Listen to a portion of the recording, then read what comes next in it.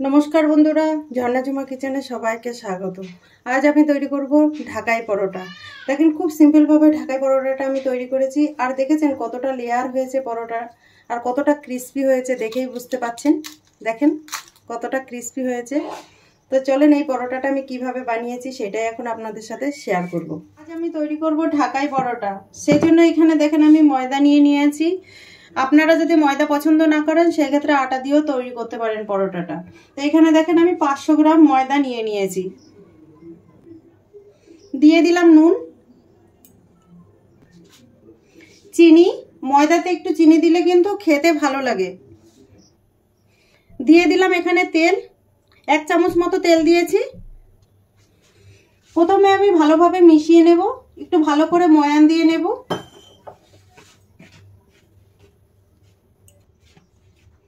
দেখেন আমি ভালো করে ময়ান দিয়ে নিয়েছি। আর এখন জল দিয়ে ভালো করে মেখে নেব, একটু সফট করে আটার ময়দাটা মেখে নেব।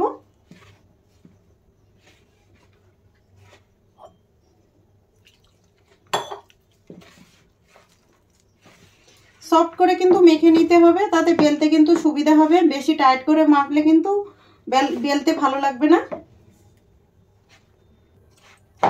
দেখেন সফট করে কিন্তু আমি ময়দাটা মেখে নিয়েছি। আর এখন এটাকে আমি ঢেকে 10 মিনিটের জন্য রেখে দেব।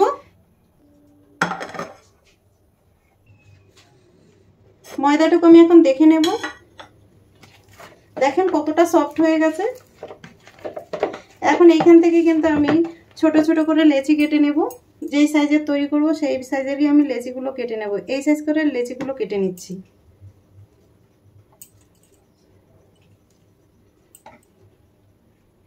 দেখেন সব কয়টা লেচি আমি কেটে নিয়েছি, সেখান থেকে একটা লেচি কেটে নিয়ে নিলাম। এখন আমি এগুলো বানিয়ে নেব।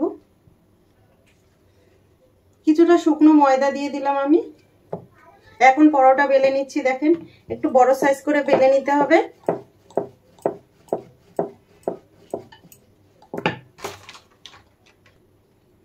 দেখেন একটা পরোটা বেলে নিয়েছি, আর ঠিক এরকম পাতলা করে বেলে নিয়েছি আমি।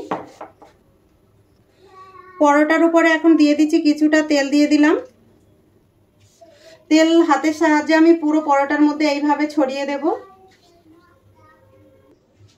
দেখেন তেল আমি পুরো পরোটার মধ্যে ভালোভাবে ছড়িয়ে দিয়েছি। আর এর মধ্যে দিয়ে দিচ্ছি কিছুটা কর্নফ্লাওয়ার। কর্নফ্লাওয়ার দিলে কি হবে, ক্রিস্পি পরোটাটা বেশ ক্রিস্পি হবে। এখন আমি দেখেন এক সাইড দিয়ে এইভাবে কেটে দিচ্ছি।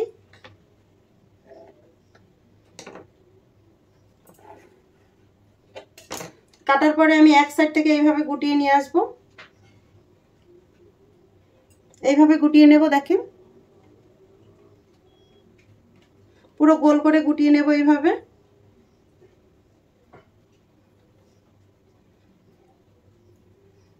দেখতেই পাচ্ছেন ভালোভাবে আমি গুটিয়ে নিয়েছি। আর এইটাকে এইভাবে আমি মুড়িয়ে দিয়ে দিলাম।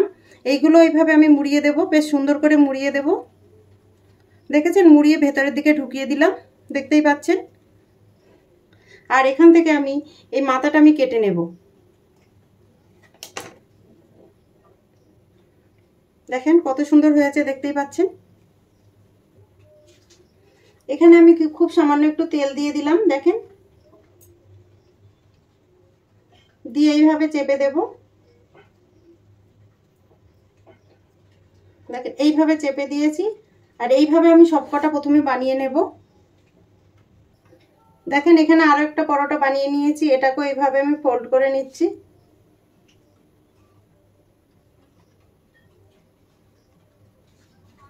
দেখেন ভালোভাবে ফোল্ড করে নিয়েছি। আর এইভাবে চেপে চেপে এটাকে ভেতরে ঢুকিয়ে দিচ্ছি।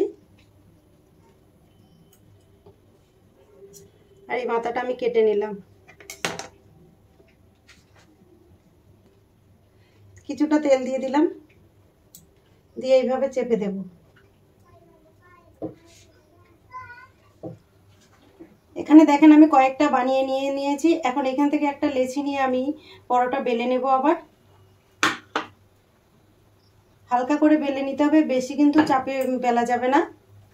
ঠিক এইরকম ভাবে প্রেস করে বেলতে হবে। দেখেন হয়ে গেছে, তৈরি হয়ে গেছে। এটা এখন আমি তেলে ভেজে নেব। এখানে দেখেন কড়াইতে আমি তেল চাপিয়ে দিয়েছি, আর তেল গরম হয়ে গেছে। এখন আমি দিয়ে দিলাম পরোটাটা। আর এইভাবে নেড়ে নেড়ে আমি ভেজে নেব। দেখেন পরোটাটা কিন্তু ফুলে যাচ্ছে।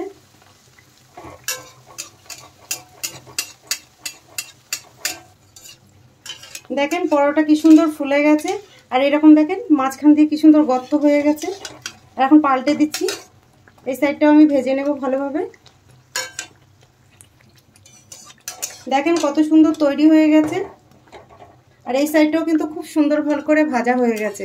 এখন আমি দেখেন নামিয়ে নেব।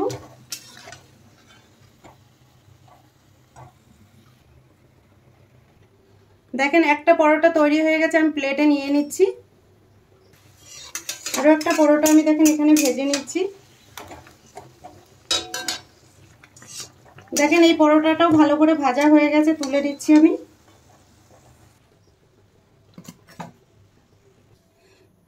তৈরি হয়ে গেছে ঢাকাই পরোটা। এই রেসিপিটা যদি আপনাদের ভালো লাগে তাহলে আমার চ্যানেলটাকে সাবস্ক্রাইব করবেন, লাইক করবেন, কমেন্ট করবেন, আর অবশ্যই শেয়ার করবেন। আর আমি যেইভাবে বানিয়েছি এইভাবে প্লিজ বানিয়ে আমাকে কমেন্ট করে জানাবেন।